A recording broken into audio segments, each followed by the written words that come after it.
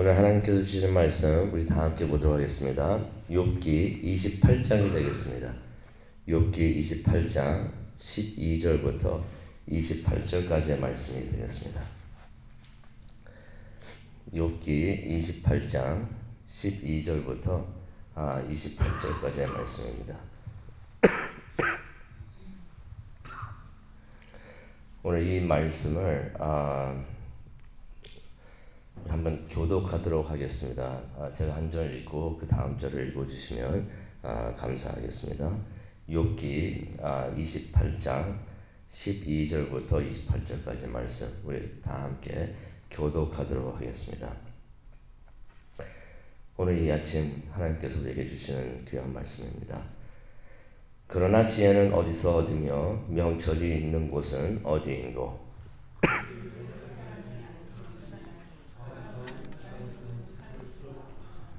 깊은 물이 이르기를 내 속에 있지 아니하다 하며 바다가 이르기를 나와 함께 있지 아니하다 하느니라.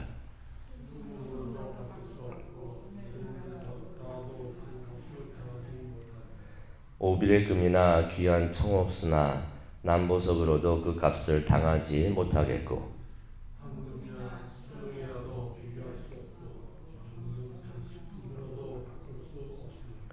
진주와 벽으로도 비길 수 없나니 지혜의 값은 산호보다 귀하구나.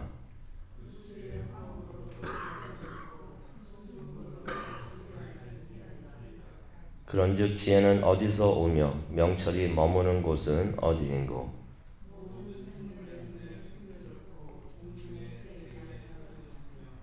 멸망과 사망도 이르기를 우리가 귀로 그 소문은 들었다 하느니라.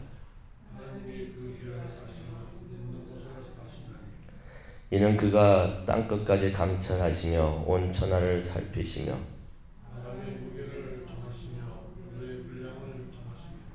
비 내리는 법칙을 정하시고 비구름의 길과 우레의 법칙을 만드셨습니다.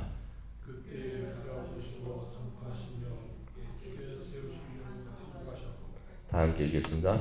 또 사람에게 말씀하셨도다. 보라, 주를 경외함이 지혜요 악을 떠남이 명철이니라. 아멘. 하나님을 경외함이 지혜인 것을 다시 한번 말씀을 통하여 전해주시니 정말로 감사합니다. 하나님을 경외할 수 있도록 하나님 우리의 마음을 움직여 주시옵소서. 하나님을 예배할 수 있도록 하나님 우리의 마음을 다스려 주시옵소서. 하나님 예배하는 이 귀한 시간 하나님이 오셔서 역사하여 주시고 우리를 인도하여 주시옵소서. 감사합니다. 예수님의 이름으로 기도합니다. 아멘. 지혜는 어디서 오는가? 지혜를 어디서 찾을 수 있는가? 욥이 무척이나 궁금해합니다. 자신이 지금 많은 어려움을 겪고 있는데, 시련을 겪고 있는데 이것을 설명해 줄 수 있는 그 지혜, 자신의 이 답답한 상황에서 어떻게 빠져나올 수 있는지 그 답을 줄 수 있는 지혜를 욥이 간절히 찾고 있습니다. 그러면서 욥이 1절부터 11절까지의 말씀을 통해서 욥이 깨달은 것이 있습니다. 지혜라는 것은 보석과 같이 쉽게 찾을 수 없는 것이구나 하는 것을 욥은 깨달았던 것이에요. 보석이 땅속 깊이 숨겨져 있는 것처럼, 감춰져 있는 것처럼 지혜도 아무나 쉽게 얻지 못하는 것이구나 라는 것을 욥이 깨달았다는 것입니다. 그래서 12절에서 28절까지의 말씀, 오늘 읽은 말씀이 되는데요. 여기서도 욥이 계속해서 지혜를 찾고 있습니다. 지혜를 어디에 가면은 어디서 찾을 수가 있을까? 그래서 욥이 12절에 그 질문을 합니다. 지혜는 어디서 얻으며 명철은 어디에 있는가? 그러면서 이제 욥이 스스로 답을 하는데요. 13절에 보게 되면 그런 말을 합니다. 사람들은 그것을 찾을 수가 없구나. 아무리 기술이 발달했다고 하더라도 지혜는 찾을 수가 없다는 것이에요. 사람들이 지식은 가질 수가 있습니다. 지식은 가질 수가 있지만 지식을 가졌다고 해서 지혜가 있다라고는 할 수가 없는 것이에요. 지혜를 찾을 수도 없고 가질 수도 없으니 13절에 이런 말을 합니다. 그 가치를, 지혜의 가치를 알지도 못한다라는 말을 합니다. 사람들이 깊은 물에 가봐도, 바다에 나가서 찾아봐도, 그 깊은 바다에 나가면 이 깊은 바다에 숨겨져 있겠지 하고서 그곳에 가서 찾아봐도 숨겨져 있는 지혜를 찾지 못한다고 14절에 말을 하는 것입니다. 아무리 숨겨졌을 만한 곳을 다 가서 찾아봐도 지혜가 없다는 것이에요. 그러면서 욥이 이런 생각을 해봅니다. 지혜를 찾을 수가 없다면은 이 지혜를 그러면 혹시 살 수는 있겠는가? 구매할 수는 있겠는가? 라고서 생각을 해봅니다. 근데 생각을 좀 해보더니 이것도 불가능하구나 라고서 결론을 내립니다. 15절을 보게 되니까 금으로도 살 수 없고 음으로도 값을 치를 수가 없다라고 합니다. 청옥이나 다른 보석으로도 살 수 없다고 16절에 말하고 있어요. 황금이나 수정과도 비교할 수가 없고 여러 보석으로 장식한 그 비싼 것이 있다고 하더라도 지혜라는 것을 살 수가 없구나.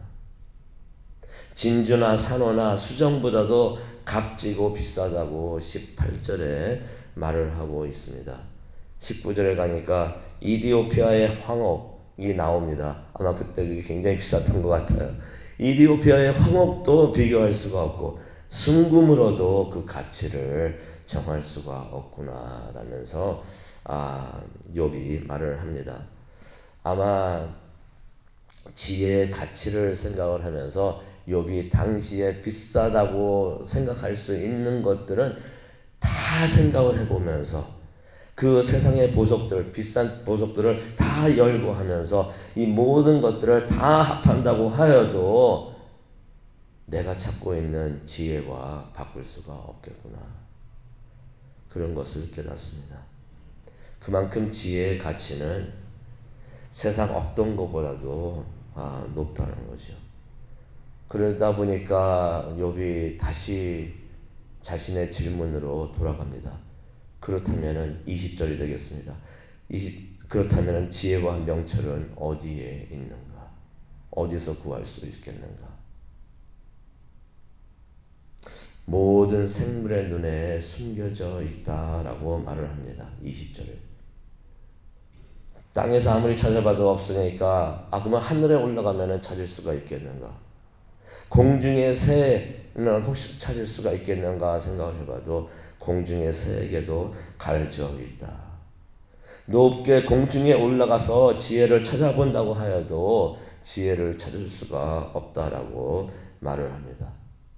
땅에도 없고 공중에 높게 올라가 봐서 찾아봐도 지혜가 없고 그렇다면 찾을 곳이 어디가 있을까요? 땅속 깊은 데로 내려가면 혹시 있을까? 그래서 21절에 그런 말을 합니다. 멸망과 사망이 있는 그 깊은 데까지 내려가 봐도 혹시 그곳에는 지혜가 있을까? 그곳에도 없다고 합니다. 그러면서 이제야 욥이 깨닫습니다.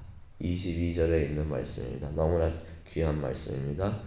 하나님께서는 그 길을 아시고 그것이 있는 것을 아신다.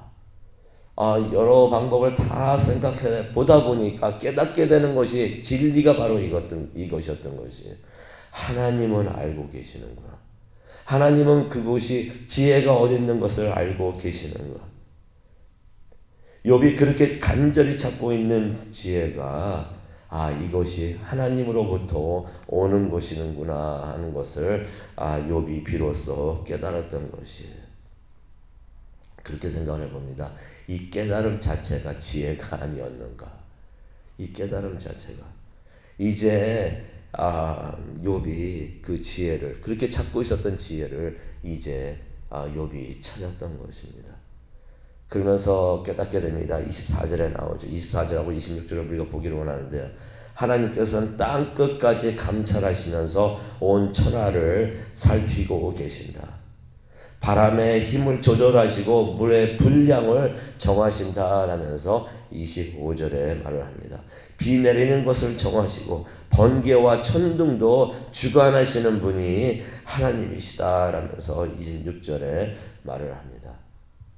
세상의 모든 것을 보고 계시고 선포하고 계시고 세우시고 감찰하시는 분이 하나님이시다라는 것을 욥이 다시 한번 깨닫게 됩니다. 하나님이 이처럼 위대하시고 전능하신 것을 다시 한번 욥이 깨달았던 것이에요. 이 모든 것을 다 하시는 하나님에게도 하나님의 이 지혜가 있구나 하는 것을 깨달았던 것입니다. 이 지혜를 깨달으니까 그때 하나님께서 욥에게 말씀을 하십니다. 그 하나님의 음성을 욥이 들었던 것이에요. 모든 지혜와 모든 축복과 모든 복이 우리가 감사할 수 있는 모든 좋은 것들이 다 하나님에 속해 있고 하나님이 주시는 것이고 하나님이 하시는 일이라면은 지금 내가 힘들어도 이것이 복이구나, 이것이 지혜로운구나 하는 것을 욥이 깨닫게 되니까 비로소 하나님의 음성을 그때서야 듣기 시작을 합니다. 하나님의 음성이 28절에 기록이 되어 있습니다. 보라, 주를 경외함이 지혜요 악을 떠남이 명철이다. 욥이 그렇게 그 지혜를 찾고 있었는데 이것을 찾지를 못하면 땅속에 들어가서 찾고 이것을 돈으로서 사서라도 찾고 싶었었는데 그래서도 찾지 못했던 그 지혜가 바로 여기에 있구나. 하나님을 경외함이 지혜요 악을 떠남이 명철이다. 지혜가 어디 있나요? 하나님께서 말씀하십니다. 하나님을 경외하는 것이 지혜다. 악을 떠날 때 명철을 얻게 된다라고 말씀을 해주고 계십니다. 이 말씀을 보다 보니까 그런 생각이 듭니다. 그렇다면은 욥은 이미 지혜로운 사람이었던 것입니다. 이미 그렇게 찾고 있던 지혜를 가지고 있었던, 소유하고 있었던 사람인 것이에요. 왜 그렇습니까? 하나님께서 욥을 보시면서 기뻐하시면서 하신 말씀이 욥은 온전하고 정직하며 하나님을 경외하며 악에서 떠난 사람이다 라고서 하나님께서는 이미 욥에 대해서 선포를 하셨던 것이에요. 그렇다면 욥은 이미 지혜를 가지고 있는 사람이구나. 하나님을 경외한다는 것은 어떤 의미가 있습니까? 하나님을 두려워한다는 것입니다. 하나님이 무서워서 하나님을 멀리하는 그 두려움이 아니라 하나님 앞에 섰더니 하나님의 위대하심을 깨닫고 하나님의 전능하심을 깨닫고 세상 모든 것을 주관하고 계시고 움직이고 계시고 하시는 그 하나님의 위대하심을 깨달으면서 깊이 놀라는 그 경외함. 그래서 하나님을 존경하고 이런 하나님을 내가 사랑합니다 라고 하는 그 사랑하는 마음으로 가지고 있는 그 마음이 바로 하나님을 경외하는 마음인 줄로 믿습니다. 하나님을 경외할 때 우리가 하나님을 예배하게 되는 것이에요. 그래서 하나님을 경외한다는 것은 하나님을 예배하는 것을 의미를 하는 것입니다. 그러고 보니까 우리도 참 지혜로운 사람이구나 하는 것을 깨닫게 됩니다. 오늘 이 아침 힘든데도 나와서 우리는 하나님을 예배하고 있습니다. 계속해서 우리가 지혜로운 자가 되기를 원합니다. 아무리 힘들어도 하나님을 경외하고 아무런 어떠한 유혹이 오더라도 악을 떠나 있으면서 하나님을 예배하기를 원합니다. 우리가 하나님을 예배할 때 세상 사람들은 저 미련하고 지혜롭지 못한 사람들이라고 말을 할지 몰라도 하나님께서는 지혜롭구나. 네가 너에게 명철이 있구나 라면서 우리를 축복해 주실 줄로 믿습니다. 계속해서 지혜로운 하나님의 사랑이 되시기를 간절히 축원합니다. 우리 다 함께 기도하시겠습니다. 하나님, 우리가 하나님을 보기를 원합니다. 하나님의 위대하심을 보기를 원하고 하나님의 전능하심을 우리가 보기를 원합니다. 하나님의 사랑을 우리가 또 보기를 원합니다. 또 하나님의 선하심을 우리가 보고 체험하기를 원합니다. 그 하나님 앞에 우리가 서서 하나님을 예배하기를 원합니다. 그렇게 하나님 앞에서 지혜로운 자가 되고 명철을 가진 자가 되게 하여 주시옵소서. 말씀대로 살면서 하나님과 동행하는 지혜롭고 명철이 있는 하나님의 자녀들이 될 수 있도록 하나님 지켜보하여 주시옵소서. 영광받아 주시옵소서. 이 모든 말씀 예수님의 이름으로 기도합니다. 아멘.